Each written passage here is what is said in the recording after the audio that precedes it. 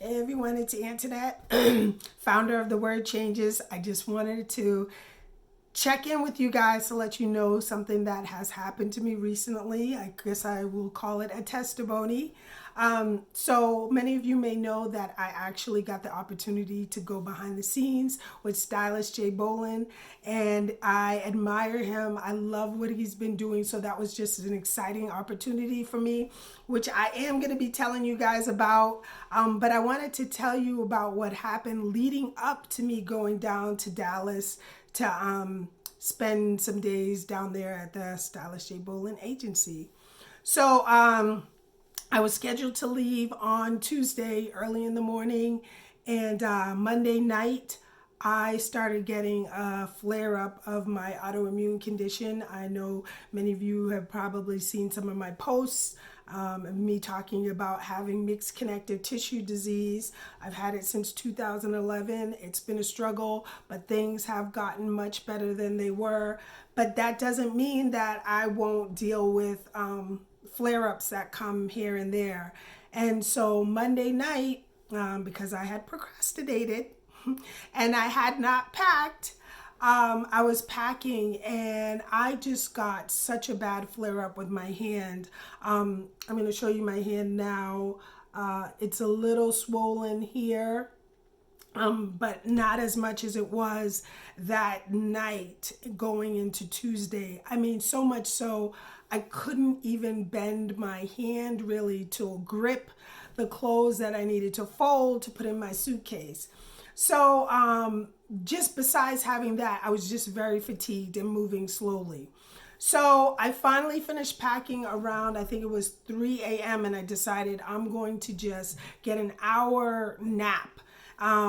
So I get up at 4, and I don't know, many of you who have a chronic illness may be able to relate to this. I actually thought I could move faster than I actually was. So I needed to leave my house at about 5:30 in order to catch my flight at, I needed to leave at 5 to catch my flight for 7. So by the time I left my house, it was actually a little after 5:30.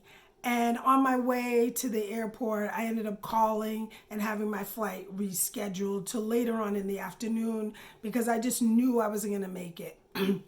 So I come back home and I actually take a nap. I'm frustrated. I'm upset because here's an opportunity of a lifetime and I missed my flight. Like, what? So I was pretty upset with myself. So when I got up, I went to get the mail around, I think it was like 11 or so. And the first thing I see when I get the mail is this. Today is your day of, I can't read it backwards, to begin moving past your pain and into your promise. And as you can see, it's dated March 2020. So I got this and I was just like, whoa. I mean, because I was feeling just so frustrated and so down. But when I saw this, I realized that God is with me. God is with us all the time. Even when we feel like he isn't. When I was experiencing the pain, and I still was experiencing the pain once I got this in the mail. But it just switched my perspective to realize, like, yes, he's with me, and yes, things are happening that I wish were not happening, but he's got me. He knew this day would come. He knew I would need to see this to get encouraged to continue to move on. And I was just so thankful to receive this. And it also told me that I'm about to embark on a great opportunity that God has given me. And stay tuned for that testimony about Stylist J. Bolin and just how those things came into fruition. But it's like I'm about to embark on this opportunity. And God is saying, step past that pain and into the promise I have for you. The promise I have for you is great things. So it just helped me a lot. So fast forward to now, I'm on my way to the airport a second time. I leave with ample opportunity to be able to get to the airport, check in my bag, and relax. I drive to the airport and I'm unable to park in central parking, which is the main parking lot attached to the airport. They're actually diverting people into economy parking, which is about 7 to 8 minutes from the airport driving. I'm like, oh my goodness, because I realized that not only do I have to drive there, I then have to be able to get on the shuttle bus and get back to the airport and check in my bag. So long story short, I get there, I get on the shuttle bus. Now, mind you, I am moving slow because I'm still in pain.